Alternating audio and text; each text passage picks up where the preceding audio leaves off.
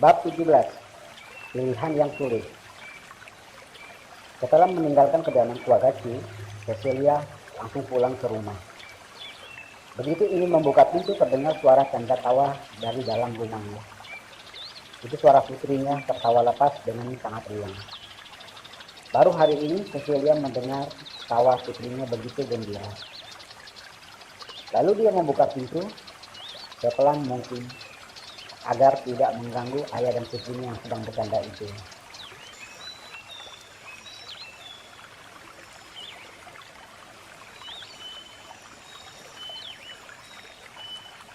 Begitu masuk di arah dapur, terlihat putrinya berdiri di atas bangku kecil, sibuk memotong sayuran.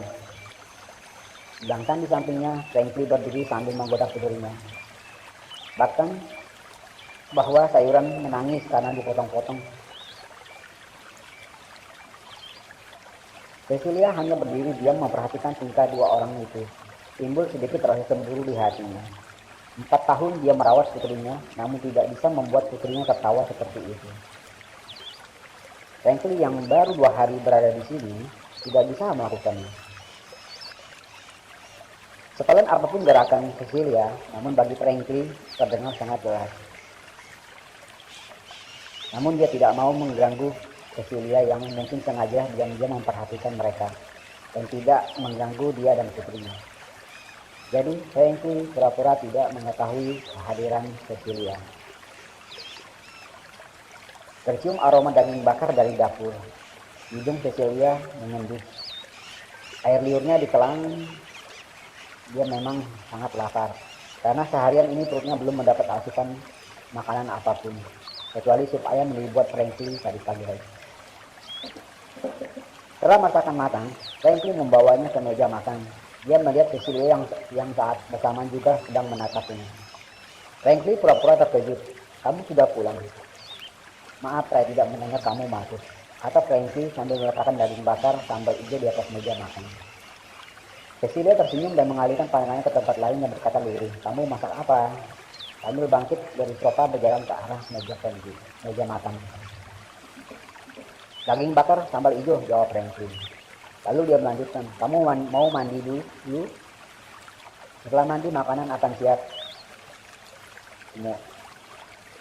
Frankie tersenyum sambil membalikkan badannya ke arah dapur melanjutkan menu makan malam itu untuk keluarganya. Cecilia menatap putrinya, tidak seperti biasanya. Putrinya begitu tidak peduli kepadanya. Karena kamu tidak menyebut ibu pulang. Cecilia tidak bisa menahan emosinya, lalu dia berteriak ke arah putrinya. Frankie dan putrinya terkejut mendengar teriakan itu. Bersamaan mereka berdua membalikkan badan dan menatap bingung ke arah Cecilia. Maaf ibu, tanya turun dari bangku kecilnya berjalan ke arah Cecilia, mengaitkan tangannya sambil menatap Cecilia penuh permohonan maaf. Tania tadi membantu ayah memotong sayuran agar cepat selesai dan kita bisa makan malam bersama. Lagi pula Tania tidak mendengar ibu datang. Maafkan Tania. Suaranya lirih sambil mengerucutkan bibirnya dengan mata berkedap-kedip menggoda ibunya. Frankie masih tetap bingung harus bagaimana. Karena Cecilia begitu emosi hingga memarahi putrinya. Apakah Cecilia cemburu pada putrinya karena bermain bersamanya? Apakah Cecilia memiliki masalah pelik di kantornya? Banyak pikiran yang timbul, namun dia hanya diam, membalikkan badan, melanjutkan untuk memasak. Mendengar kata-kata putrinya, Cecilia sadar. Tidak pernah selama ini dia berteriak ke putrinya. Namun hari ini begitu banyak masalah yang membuatnya pusing. Ditambah melihat keakraban ayah dan anak itu, dia tidak bisa lagi menahannya. Lalu dia duduk mengelus rambut putrinya. Tidak apa-apa, kamu bisa melanjutkan memasaknya. Ibu mau mandi dulu. Kata Cecilia bangkit berdiri menuju ke lantai 2 kamarnya. Di dalam kamar, Cecilia menangis. Apa yang telah dia lakukan, tidak sepantasnya dia memarahi putrinya. Di bawah masih terdengar suara Frankie, putriku, jangan dimasukkan ke dalam hati kelihatan ibumu tadi. Mungkin ibu sedang banyak masalah di kantor, dan ibu sedang pusing. Atau mungkin juga ibu kelelahan.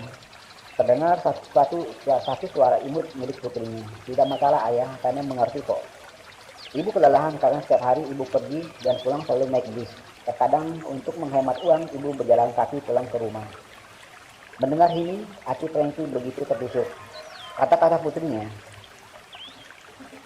Di kamar wajah Cecilia memerah, malu. Putrinya membuka aibnya. Di sisi lain, dia juga terharu pembelaan Frankie terhadap dirinya. Setelah mandi, dia ragu untuk turun atau tidaknya. Jika tidak turun, dia merasa lapar. Dengan memaksakan diri, dia keluar dari kamar dan turun ke ruang makan. Di meja makan, Frankie dan Tania duduk menanti. Terlihat wajah putrinya sudah tidak tahan untuk menyantap makanan yang tersedia. Beberapa kali dia menelan kembali air liurnya. Begitu melihat ibunya turun, wajah Tania langsung gembira. Tangannya bergerilya mengambil piring dan menaruh nasi beberapa beserta daging dan sayuran segar yang tadi dia potong-potong.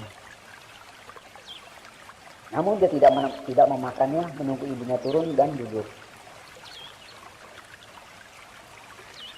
Franklin menyerahkan piring kosong kepada Cecilia dan menaruh nasi di atasnya. Lalu berkata diri, kamu makan daging atau ayam goreng? Cecilia menatap Franklin, lalu berkata, terima kasih, biar saya ambil sendiri. Dia merasa risih dilayani Franklin, laki-laki yang besok mungkin akan bercerai dan pergi dari rumah ini. Mereka makan dengan lahapnya. Masakan ayah enak, bahkan terenak yang pernah Tania makan, celoteh Tania. Cecilia pun mengakui masakan ini teramat enak, bumbunya pas dan sangat terasa. Mendengar celoteh anaknya, Frankie tersenyum. Ayah akan masak setiap hari untuk putri ayah tercantik dan ibunya. Frankie tidak berani mengatakan istriku, karena dia sadar dia bukan apa-apa bagi Cecilia. Dia hanya suami di atas kertas untuk menyelamatkan Cecilia dari aib. Setelah selesai makan, Cecilia meminta Tania pergi belajar mengerjakan tugas rumah dari sekolahnya. Dan dia memanggil Franklin untuk diajak bicara.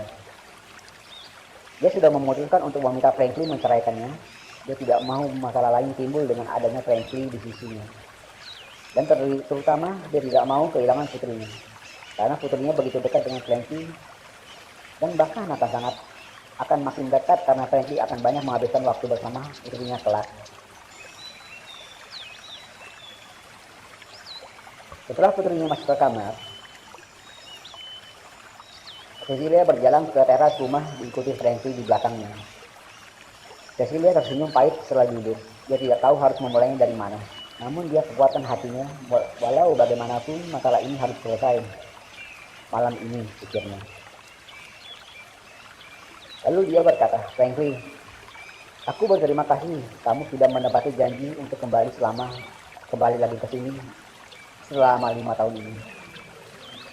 Cecilia menarik nafas yang dalam menguatkan hatinya. Lalu dia melanjutkan kata-katanya. Namun apapun itu sudah berlalu selama 5 tahun tanpa kehadiranmu. Aku dan Tania baik-baik saja. Jadi sesuai dengan janjimu, kamu akan berusaha untuk menaikkan status. Namun bagiku itu bukan apa-apa. Walau menurut keluargaku kamu tetap tidak layak untukku. Franklin mendengar sambil terus memandang Cecilia. Hatinya mulai merasakan bahwa ada sesuatu yang buruk yang akan dia dengar malam ini. Jadi dia cuma diam untuk mendengar perkataan istrinya. Cecilia meminum teh dan melanjutkan perkataannya. Aku tidak peduli dengan pandangan semua orang. Namun untuk kebahagiaan dan keselamatan putriku, maka aku meminta kamu untuk menceraikan aku. Mendengar ini, Frankie terkejut, bagai ada petir menyambar tepat di kepalanya. Ada apa ini? Kenapa? Tanya Franklin. Cecilia mengangkat wajahnya dan menatap Franklin. Semua sudah aku katakan. Besok kita pergi ke kantor pencatatan sipil. Sambil bangkit, Cecilia berdiri masuk ke rumah dan langsung menuju ke kamarnya. Franklin masih duduk di kursinya, tidak percaya mendengar kata-kata itu. Dia baru 2 hari kembali. 2 hari baru bermain bersama putrinya. Jika hanya status yang jadi masalah, Franklin bisa membuka siapa dia. Tingkatan keluarganya jauh di atas status keluarga itu. Dari prestasi diri pribadinya pun Status yang dia miliki jauh melebihi status keluarganya. Tapi dia tidak mau Cecilia menerima dia karena status keluarga atau statusnya sebagai pemimpin para dewa perang.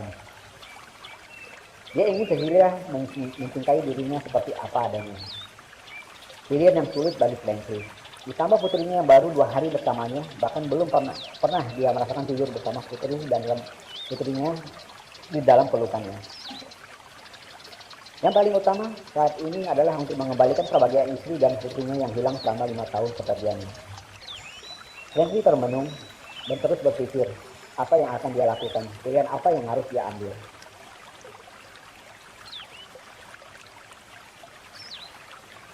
Bab 18 kembali terusir dari rumah istri.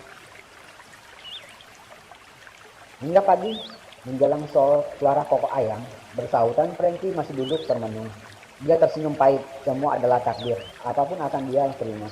Namun dia akan berusaha meyakinkan istrinya dahulu. Pagi ini pertama kali dalam 5 tahun dia tidak berolahraga. Jadi dia langsung pergi ke dapur menyiapkan makan sarapan untuk putri dan istrinya. Setengah jam kemudian, masakan lezat sebagai sarapan pagi ini telah tertata rapi di meja makan. Franklin meninggalkannya untuk mandi. Setelah mandi dia kembali ke meja makan. 2 wanita cantik yang dicintainya telah duduk menunggu. Franklin tersenyum. Ayo kita mulai, sambil mengambil sedikit nasi goreng dan ayam goreng untuk putrinya. Apa katanya mau ayah buatin makannya? Tanya Franklin diri ke putri. Cecilia melirik. Tania tersenyum menjawab, mau. Ayo ayah suapin Tania. Franklin dengan pelan menyuap dirinya.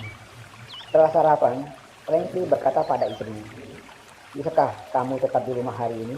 Aku akan segera kembali setelah mengantarkannya. Cecilia mengangguk. Karena hari ini pun dia masuk ke kantor dan memang berencana pergi ke percetakan sipil untuk meminta akta cerai. Franklin tersenyum lalu mengajak putrinya untuk berangkat ke sekolah. Setengah jam kemudian Franklin sudah kembali. Begitu masuk, Cecilia masih duduk di sofa dengan posisi yang sama saat Franklin meninggalkannya tadi. Franklin duduk di depannya lalu berkata, aku sudah memikirkan permintaanmu tadi malam. Aku tahu tidak ada sedikit pun hatimu untukku. Kata Franklin lirih mengenang 5 tahun yang lalu. Lalu dia melanjutkan, jika tidak ada Tania, mungkin tadi malam begitu kamu mengucapkan kata-kata itu, aku sudah tidak ada lagi di sini. Aku berterima kasih kamu sudah menjaga Tania selama 4 tahun ini. Mungkin aku memang tidak pantas untuknya. Aku tahu beban tekanan padamu begitu berat, ditambah kehadiranku, keluarga besarku makin menekan dirimu. Tapi mereka tidak memperdulikan dirimu dan putri kita untuk kamu ikuti. Mendengar perkataan Franklin, Cecilia menjawab, semua tidak ada hubungannya dengan keluargaku. Keputusan ini aku yang putuskan sendiri. Franklin tersenyum sedih mendengarnya. Lalu ia berkata, apakah kamu tidak memikirkan Tania dengan keputusanmu ini? Tanya Franklin lebih lanjut.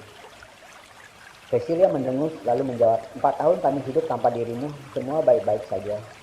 Mendengar ini Franklin kembali tersenyum, lalu menjawab, 4 tahun berlalu Tania tidak mengenal aku. Sekarang dia sudah bertemu denganku. Apakah kamu tidak memikirkan dampaknya? Cecilia kelihatan emosinya makin meningkat.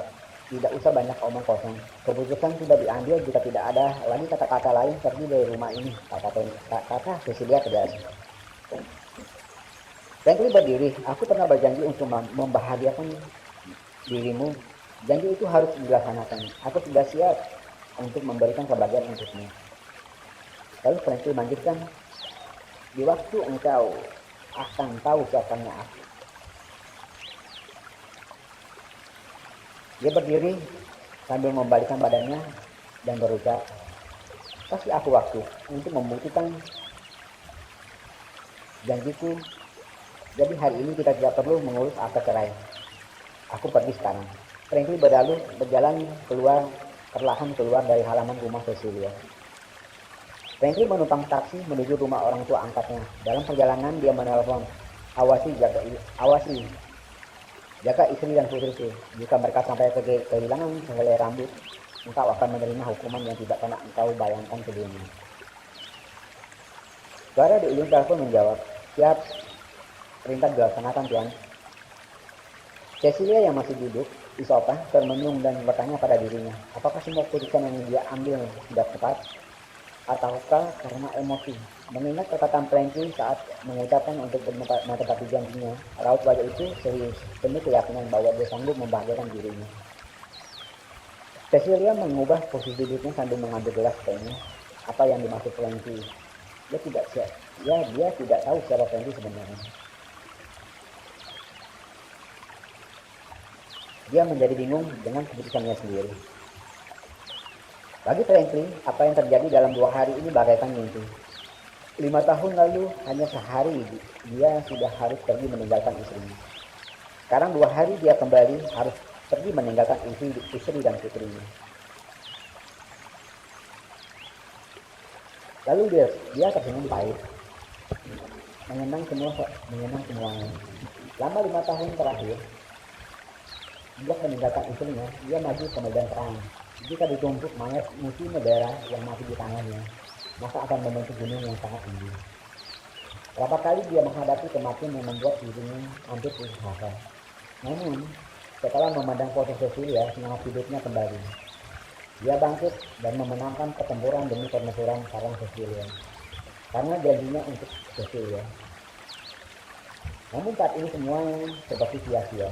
Cecilia tetap tidak mau menerimanya, bahkan meminta untuk menceraikan dirinya. Taksi Resimpang ini mendekati jembatan di mana sungai Ciliwung mengalir. Frankie meminta tiket taksi untuk menepi, lalu dia membayar ongkos taksi dan berjalan ke sisi jembatan. Di mana posisi dia berdiri saat ini, sama persis tempat berdirinya Cecilia beberapa tahun yang lalu saat menggendong tamunya kecil.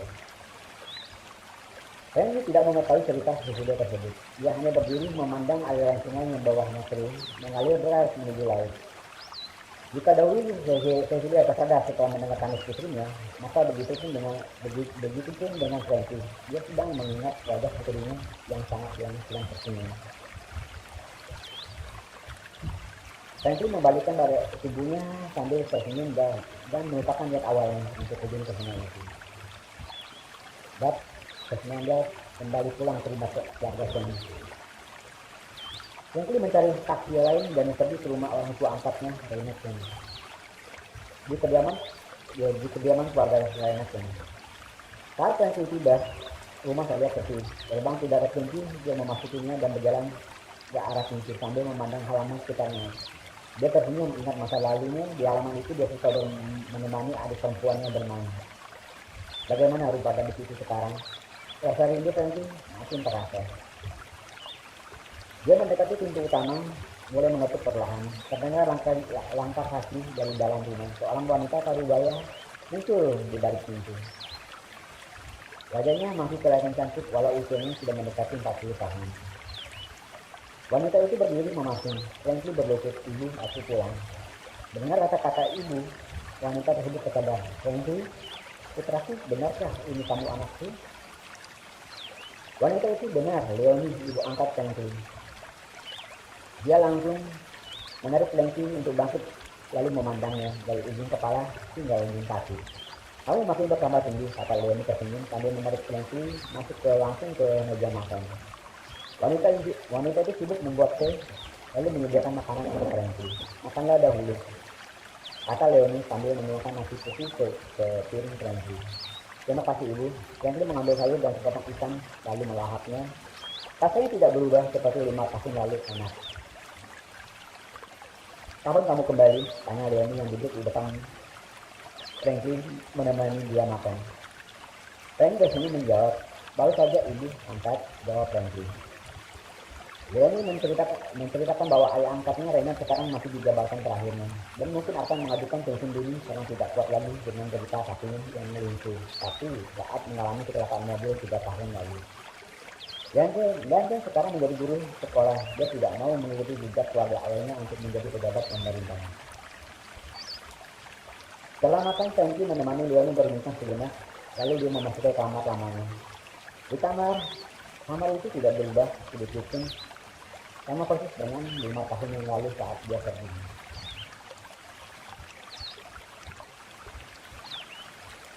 Frankie membaringkan tubuhnya. Kenapa keluarga ayahnya tidak berubah menjadi lebih baik? Apakah ibunya tidak memberikan hadiah yang dia minta 5 tahun yang lalu? Atau ayah angkatnya? Untuk ayah angkatnya, dia mengambil telepon seluruhnya, mencari beberapa nomor dan menghubunginya. Setelah tersambung, terdengar suara di ujung telepon. Tuan muda, Anda sudah kembali. Apa yang bisa saya bantu?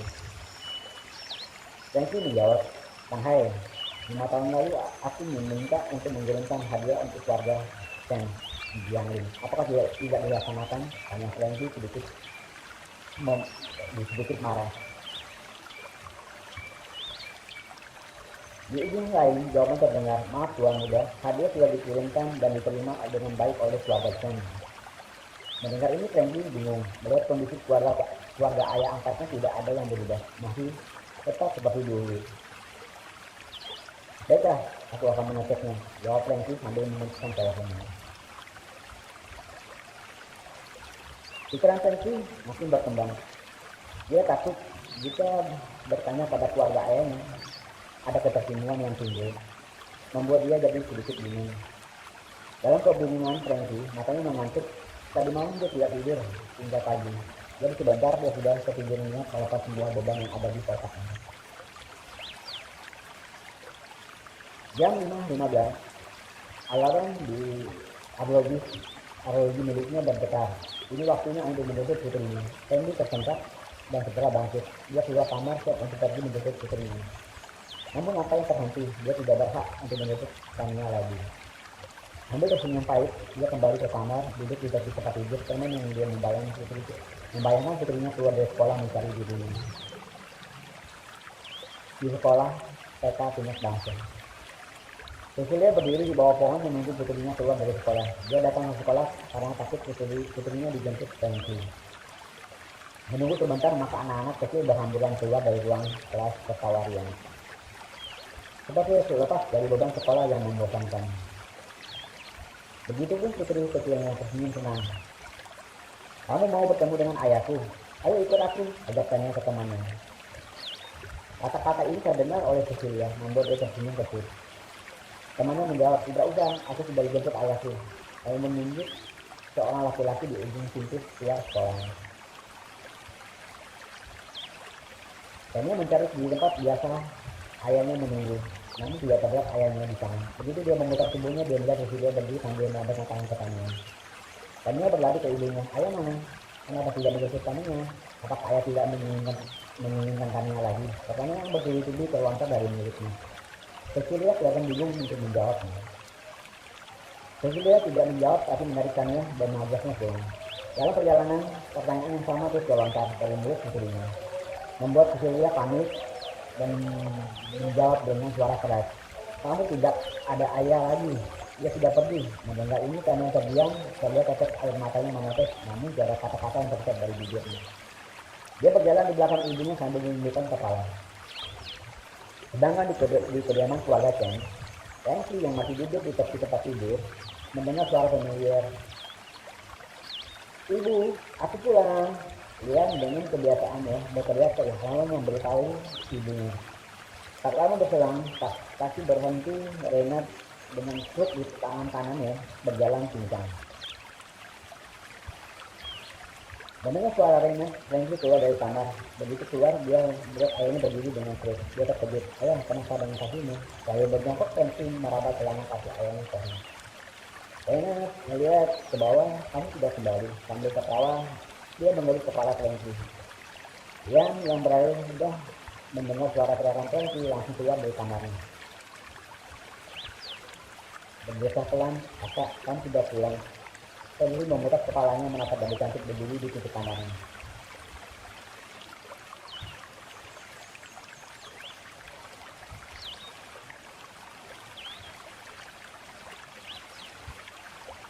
Kamu sudah besar dan semakin cantik, kata Franky menggoda.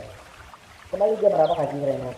Kenapa ayah? Apa yang terjadi? Renat mengangkat ke serta duduk dan mengatakan, kaki ini tidak bisa diselamatkan lagi, namun namaku masih ada. Sambil tersenyum, dia melanjutkan cerita 3 tahun lalu karena kecelakaan yang dialami ini.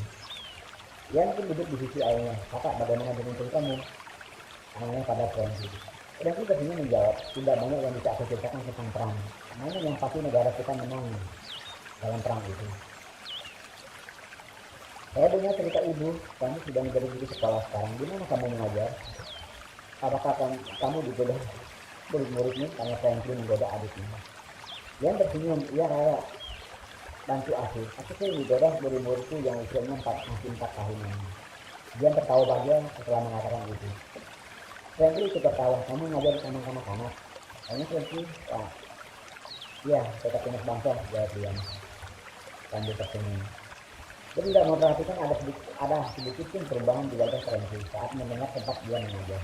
Itu adalah tempat kami bersekolah, tujuh Franklin. Namun dia tidak memberitakan hal ini kepada Liam. Saat makan malam, keluarga ini bercanda mengenang 5 tahun yang lalu. Jadi banyak tawa penuh kebahagiaan. Arena mengangkat anggurnya seberasi. Anggur ini mewakili penyambutanku atas kembalinya dulu. Franklin berdiri dan mengangkat gelas dan meminum. Mereka pindah ke ruangan keluarga. Ini sibuk dengan senjatanya. Renat masih sibuk dengan ceritanya. Dia sedang duduk di teras rumah sambil memainkan telepon selulernya. Franklin mendatangi, adikku, bolehkah aku bertanya padamu? Hanya Franklin pelan tapi didengar oleh ayah dan ibu yang satu. Dia menatap Franklin, ada apa kakak? Apa yang hendak kamu tanyakan? Dia bertanya, 5 tahun lalu aku mengirimkan hadiah untuk ayah dan ibu. Uang cuma 1 miliar. Toko beserta isinya dan tanah sekitar 10 ekar. Apakah ayah menerimanya? Hanya Franklin. Ayah menerimanya dan ibu senang karena aku bisa berkuliah dengan uang itu. Dan ayah bisa menjaga toko. Namun semua hanya mimpi, jawab Williamson mimpi dulu. Lalu dia melanjutkan. Sehari setelah ayah menerima hadiah tersebut, ayah dipanggil oleh atasannya Tuan Lu dan menuduh ayah menerima suap. Dia menarik napas dan melanjutkan. Karena itu adalah hadiah. Walau ayah tahu dari kakak, namun keterangan tidak menyebutkan seperti itu. Ada itu bahasa dari orang yang tidak diketahui. Maka Tuan Lu menawarkan bantuannya untuk tidak memperpanjang masalah itu hingga ke polisi. Dengan syarat ayah memberikan semua hadiah tersebut kepada Tuan Lu. Mendengar ini, Franklin memahami mengapa keluarga ayah angkatnya tidak berubah dan adiknya tidak berkuliah. Maka dia lanjut bertanya, Tuan Lu ini siapa? Dia menjawab, nama lengkapnya Lu Sing. Dia kepala kantor di mana ayah bekerja. Dia pejabat kelas 2 di kota ini. Mendengar informasi ini, Franklin mencatat dan membuat pesan singkat dengan singkat. Selidiki Lu Sing, pejabat kelas 2. Kasih izin jawaban lengkap dalam 10 menit. Franklin berdiri lalu masuk menemani Richard meminum anggurnya.